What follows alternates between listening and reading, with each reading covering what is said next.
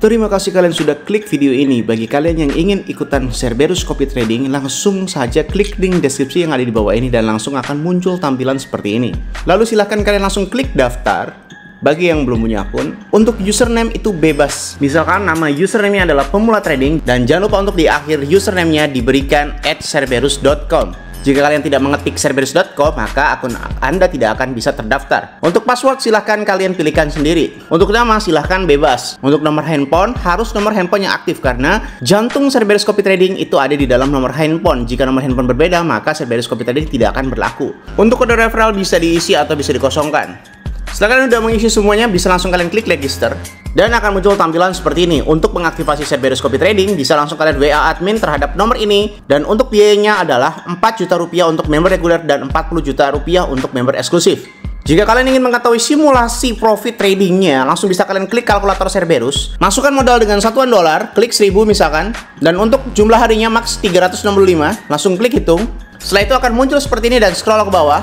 Nah, di sini adalah total profit bersihnya, yaitu totalnya adalah 3.293. Untuk info lebih lanjut, silahkan WA admin di nomor ini. Selamat menikmati materi di video kali ini.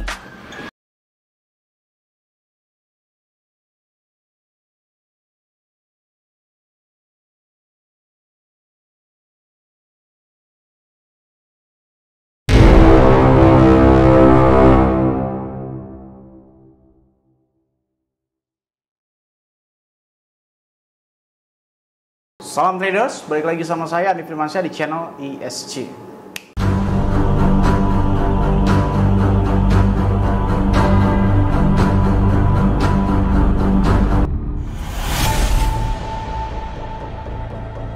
Oke, di video terakhir dan live kemarin juga saya udah bilang ya bahwasanya saya akan ambil open posisi short dan take profit di area kepala 86 ribuan. Lebih tepatnya di dalam video ini.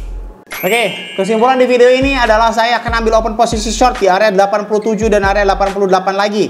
Oke, ingat ya, area 87 dan area 88 lagi. Saya akan ambil open posisi short dan take profit di daerah 86.000 lagi. Oke, jadi kita tetap scalping lagi 87-88 dan scalping di area 86 ribuan. Dan yang seperti kalian lihat ya, bahwasanya nih di area jam 2 malam kemarin itu berarti signalnya itu lebih dari 24 jam ya, hampir 48 jam. Sekali lagi analisis saya benar kembali.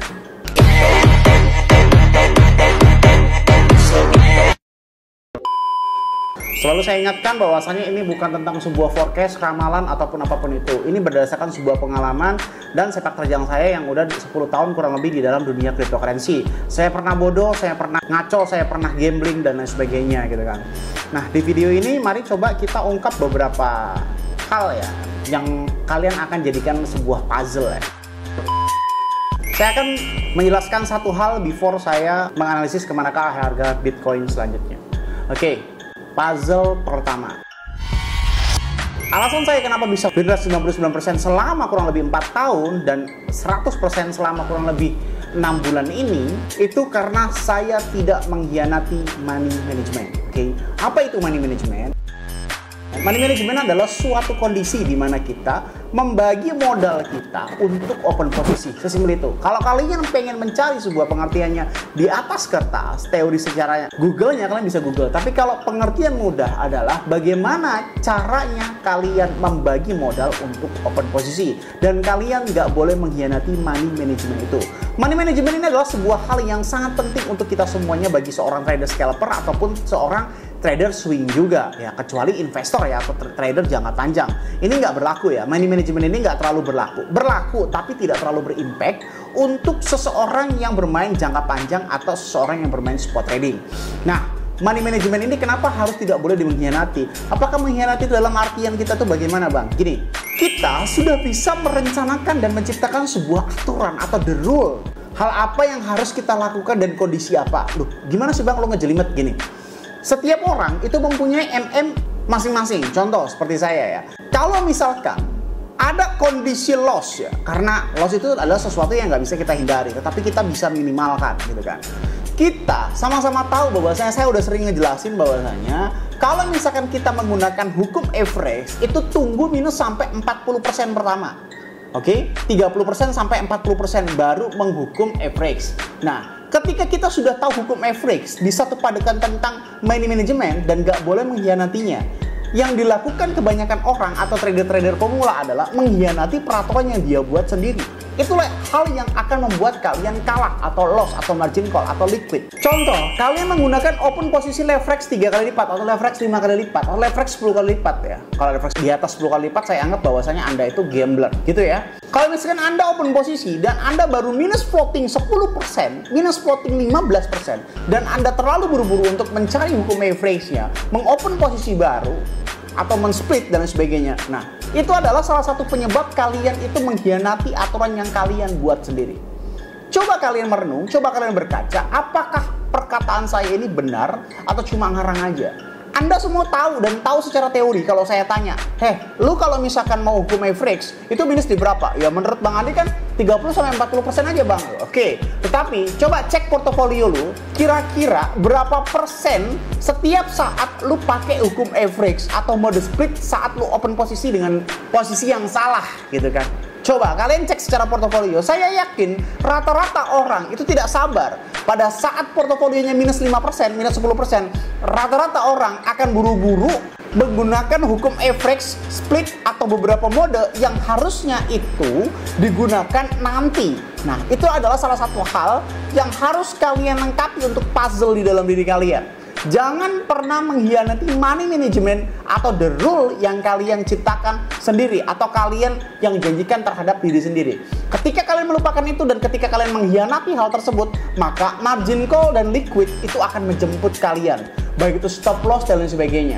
Setiap orang mempunyai gaya yang berbeda-beda. Saya dikomentari oleh haters bahwasanya, ya jelas aja lu nggak pernah loss win rate 100%, dikit-dikit lu margin variasi, dikit-dikit lu average. Ya bos, kalau memang lu udah tahu tentang cara gue kenapa bisa win rate 100%, kenapa lu nggak coba cara lu itu aja? Kenapa nggak coba kalau memang itu segampang yang lu bilang? Nah, ini membuktikan bahwasanya setiap teknik yang ada di dalam dunia, semua orang itu bisa mengakses. Maka dari itu saya sering mendeklarasikan bahwasanya sebenarnya trading itu bukan tentang sebuah teknik, tapi 70% tentang psikologik. Ya, dari 100%, 70% lebih dari setengahnya itu tentang psikologik. 10%-nya adalah teknik analitikal dan 20%-nya adalah fundamental. Itu. TA bisa dipelajari dalam 1 kali 24 jam, kalian bisa serasa lebih jago. Fundamental itu adalah sesuatu yang mutlak. Semua teknik analitikal tidak berlaku di hadapan fundamental dan 70% itu adalah psikologik. Seperti itu ya. Banyak sekali contoh. Contoh yang paling kemarin terjadi adalah kalau kalian secara mentah-mentah menelan fundamental yang terjadi. Kemarin kan didengungkanlah peraturan yang bahwasanya Donald Trump itu menaikkan tarif hingga 25% untuk tarif mobil ya. Kalau kalian telan mentah-mentah fundamental, kalian akan open posisi short sampai kapan? Buktinya apa? Pada saat ke 85.000 tiba-tiba reversal. Nah, itu hal yang harus kalian pahami bahwasanya nggak semuanya tentang fundamental, nggak semuanya tentang TA, semuanya itu 70%-nya adalah psikologik. Kalau kalian salah mengambil open posisi, tunggu average-nya. Tunggu sampai minus 30% atau minus 40% tergantung dari portofolio kalian. Kayak gitu. Kalau misalkan tiba-tiba minus 5% kalian average, minus 5% kalian average lagi, Bang, itu kan DCA. DCA matamu. Hah?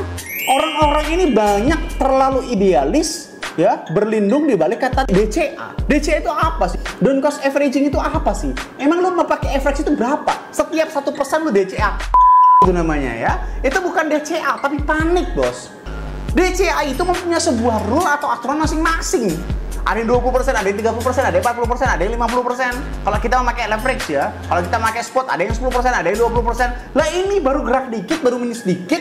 Mentang-mentang lu pakai leverage gede, minus 30%, lo ngebang ini kan udah minus 30%. Waktu gue cek, puset deh, leverage 40 bos, itu bukan DCA, itu panik, itu gambling. Ya, jangan kalian mengatakan DCA kalau misalkan itu baru minus dikit terus kalian open posisi lagi ya. Padahal kalian memakai leverage besar, oke? Itu intermezzo dari saya. Itu satu hal atau satu puzzle di video ini yang harus kalian pelajari. Kalau misalkan saya ceritakan semuanya, takut meledak otak kalian. Jadi satu persatu aja ya. Jadi dalam video ini kalian harus mempelajari jangan pernah mengkhianati money management kalian. Apapun itu kondisinya. Oke, sekarang balik ke laptop. Kemana ke arah harga Bitcoin selanjutnya? Sekarang adalah 87.300 dan sekarang ini tanggal kurang lebih 27 Maret. Bentar lagi lebaran, bos. Bahkan isunya lebaran itu hari Minggu. Itu tapi baru isu ya guys ya. Banyak yang bilang Senin juga, banyak yang bilang Minggu juga, banyak yang bilang Selasa. Saya nggak terlalu mempermasalahkan hal itulah. Yang saya ingatkan terhadap kalian bahwa Lebaran sebentar lagi. Oke, nah biasanya Lebaran itu akan cenderung turun. Biasanya penurunan itu dihadapkan dengan bull trap, bro. Contoh kalau kita memakai time frame 1 jam aja, nah ini udah bull trap nih. Orang-orang menyangka ke arah 88.000. Tiba-tiba sekarang dump lagi nih ke 87.000 nih ya kan. Oke, coba kita cek langsung terhadap CoinGlass-nya ya guys ya. Untuk dollar index minus harusnya Bitcoin naik. Untuk dominance plus harusnya Bitcoin naik. Untuk exchange balance minus harusnya Bitcoin naik. Untuk fear and greed index minus harusnya Bitcoin turun. 3-1 untuk fundamental di dalam CoinGlass. Coba kita cek likuidasinya. Ada sesuatu yang menarik atau tidak nih tentang pergerakan harga kemarin yang terpengaruh. Nah, ini nih orang terlikuidasi long ya. 186 juta, tapi ini saya anggap tidak likuidasi. Sekali lagi ya, bagi member Cerberus yang komen, Bang, minggu ini kok Cerberus ini jarang open posisi, ini bukan masalah Cerberus saja. Lihat ya, semua trader di seluruh dunia dalam 2 minggu ini jarang open posisi, bos ya. Tenang aja, waktu lu nggak bakal berkurang. Waktu lu bakal balik lagi kalau misalkan Cerberus tidak profit di dalam hari itu. Tenang aja, santai aja. Trading itu bukan harus setiap hari open posisi. Kalau kita, lu lihat aja dah, jangan kan Cerberus. Cerberus itu siapa sih? Adi Firmansyah itu siapa sih? Orang ecek-ecek loh. Dunia aja nggak open posisi sama sekali, bro. Ini menandakan bahwasanya ada sesuatu yang nggak kalian pahami. Ada sesuatu yang tidak kalian mengerti yang akan terjadi dalam waktu dekat. Entah itu dump ataupun pump. Pasti terjadinya impact. Maka dari itu saya juga berhati-hati banget dalam mengambil open posisi. Salah dikit meleng. Coba kita cek order booknya ya guys. Kita ubah terhadap old version dan skala 1:100. Seimbang. Sedikit lebih dominan warna hijau untuk tembok ataupun likuidasinya ya. Instan eksekusinya berada di area 78.200 sedangkan longnya 95.800 tapi ada ditahan sama temboknya. Ini lebih cenderung short lagi nih guys ya. Lebih cenderung short lagi. Oke, di dalam video ini saya akan ambil open posisi short guys ya. Di kepala 87.000 hingga kepala 88.000 dan take profit sewajarnya. Jika kalian open posisi di 88.000-an berarti take profit ya sekitar 87.300 ya. Ambil sekitar 1% dari harga. 1% dari harga itu berapa, Bang? Sekitar 800 USDT. Gunakan leverage maksimal 10 kali lipat ya.